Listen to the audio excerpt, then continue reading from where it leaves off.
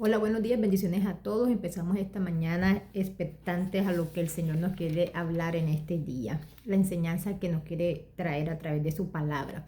Vamos a poner en manos del Señor esta enseñanza para que sea Él dirigiéndola. Padre que estás en el cielo, Señor, te damos las gracias, bendito Rey, por un nuevo día y por una nueva oportunidad de aprender de tu palabra. Gracias, Señor, porque sé que esta palabra será de bendición para quien la escuche, será de refrigerio, de enseñanza. Será una palabra, Señor, donde nos podamos gozar, Padre Santo, de lo que tú en esta mañana tienes para todos y cada uno de nosotros. Úsame como instrumento para llegar a toda persona que la escuche y que pueda ser de bendición y se pueda apropiar de esta palabra para ponerla por obra. Te damos las gracias, Señor. Abre el entendimiento de todo aquel quien la escuche. Y trae, Señor, paz a sus corazones. Te damos las gracias en el nombre de Jesús. Amén y amén. Hoy iniciamos esta enseñanza bíblica con un tema que lo he titulado ¿Cuándo callar y cuándo hablar? ¿Cuándo es ese momento indicado donde nosotros vamos a identificar en qué momento es momento de guardar silencio y en qué momento es momento de mejor hablar? Porque es necesario en ese momento hablar. En la Biblia, a lo largo de la vida, de la Biblia, nosotros nos vamos a encontrar con muchas historias. Traje algunas de ellas, pero en realidad son muchas historias donde vemos muchos personajes bíblicos que guardaron silencio en el momento en que debían de guardar, o mejor, que guardaron silencio en el momento que tenían que haber hablado. Y otros que callaron en el momento que era preciso callar, porque era lo más conveniente, era lo más importante y en general era lo más sabio para hacer en ese momento.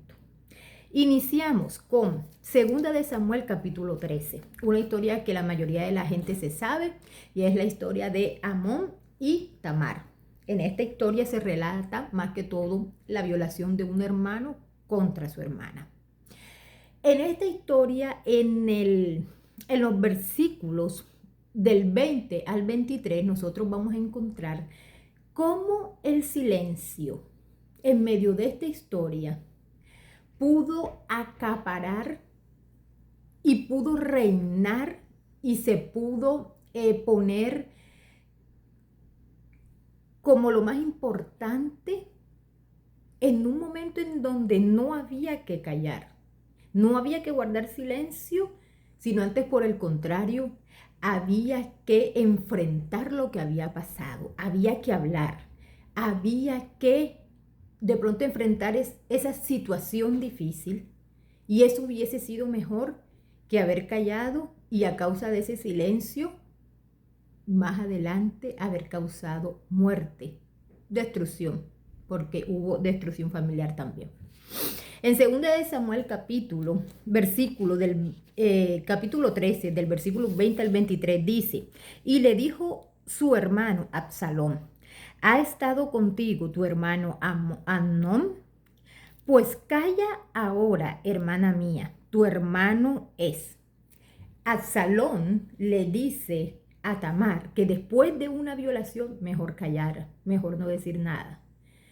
Porque Absalón inmediatamente empezó a maquinar una venganza en contra de ese acto que había hecho su propio hermano contra su otra hermana. Pero más adelante en el versículo 21 encontramos que dice, y luego que el rey David oyó todo esto, se enojó mucho, mas Absalón no habló con Amnón, ni malo ni bueno. Aquí vemos que Absalón, su estrategia fue guardar silencio. Ese silencio que guardó y que aún el rey David guardó, porque él se entera de la violación, pero vemos a través de los siguientes versículos que no hizo mucho, de alguna manera no castigó a su hijo Absalón, de alguna manera se quiso como mantener en reserva lo que había pasado y este problema no fue expuesto de manera familiar, para haber de alguna manera hablado de lo que había pasado, ¿verdad? Y que obviamente debía tener sus consecuencias. Ellos decidieron guardar silencio. Absalón decidió guardar silencio, pero para maquinar una venganza en contra de Amnón, todo lo que se hubiera podido evitar si solamente hubiera habido un diálogo, si solamente se le hubiera dado la oportunidad a Tamar de contarle a su padre lo que había pasado. Si David no hubiera preferido callar ante lo que pasó y más bien enfrentar lo que pasó. Ese es uno de los casos que vemos en la Biblia. Vemos en 1 Samuel capítulo 3, versículo 13, donde dice que Elí decidió guardar silencio ante la iniquidad de los hijos de él. ¿Por qué decidió guardar silencio? Más adelante lo vamos a ver. Dice en el versículo 13, y le mostraré que yo juzgaré su casa para siempre. Esto es hablándole Jehová a Elí, ¿verdad?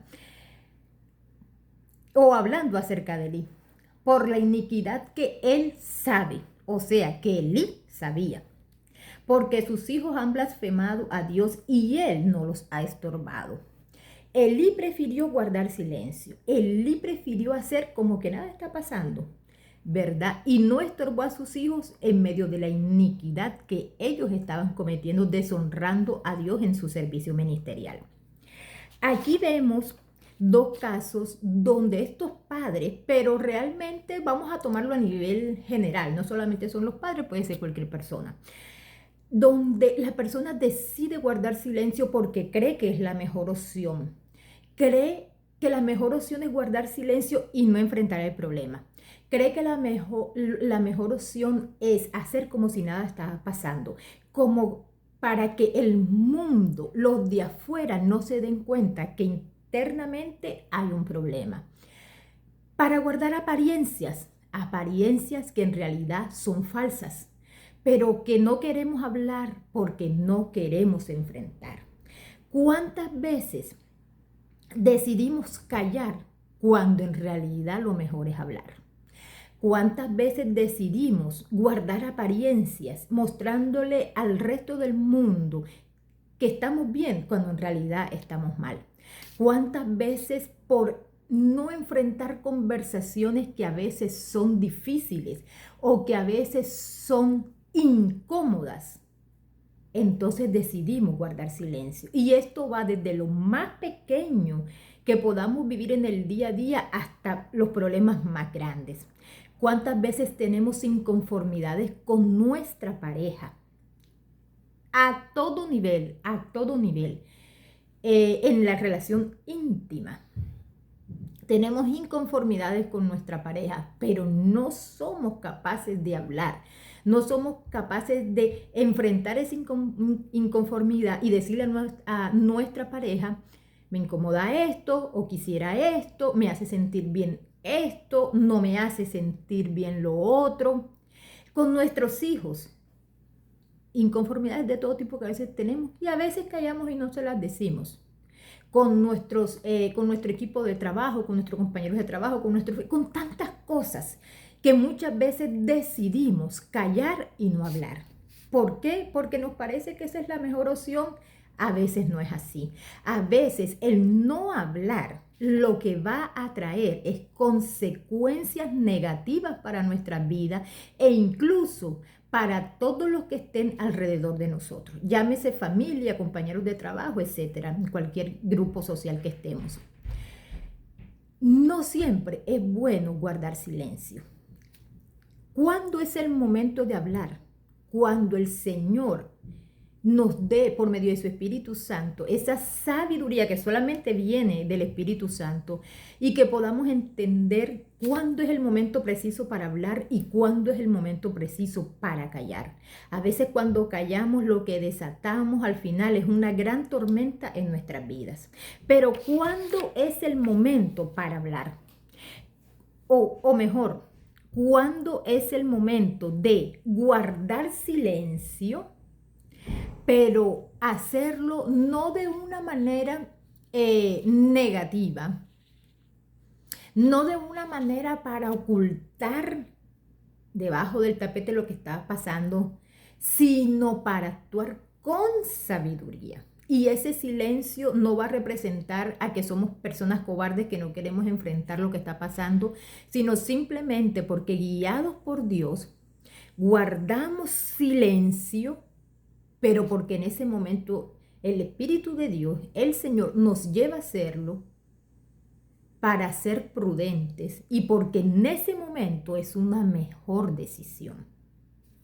En Primera de Samuel capítulo 25, en el versículo 19 dice, aquí está contando la historia de Abigail, de Nabal y de David, que todos sabemos que Nabal era un hombre no muy bueno y que trató mal a David en un momento dado, y Abigail, su esposa, decide guardar silencio ante su esposo y con una estrategia y con un plan ir a pedirle perdón a David, porque ella sabía que eso significaba muy seguramente hasta la muerte de su marido o de ella misma. Entonces dice en el versículo 19 de Primera de Samuel, y dijo a sus criados, id delante de mí y yo os seguiré luego. Y nada declaró a su marido Nabal. Esta mujer guardó silencio, pero no porque quería guardar apariencia ni nada que se le parezca, ¿verdad? Sino porque vemos aquí una mujer sabia, porque vemos aquí una mujer que el Señor le dio una estrategia, le dio un plan, le dio la forma, la manera de cómo llegar hasta David para pedirle perdón por lo que había hecho su esposo, ¿verdad? Entonces vemos aquí que este silencio no se traduce en cobardía o de alguna manera queriendo tapar lo que se había hecho, o de alguna manera no enfrentar la situación, sino antes por el contrario, ella la enfrenta, pero ante su marido Nabal en ese momento no era preciso hablar, porque prácticamente iba a hablar con una persona con la que no iba a tener una buena respuesta, o más bien con una persona insensata que no iba a comprender sus razones.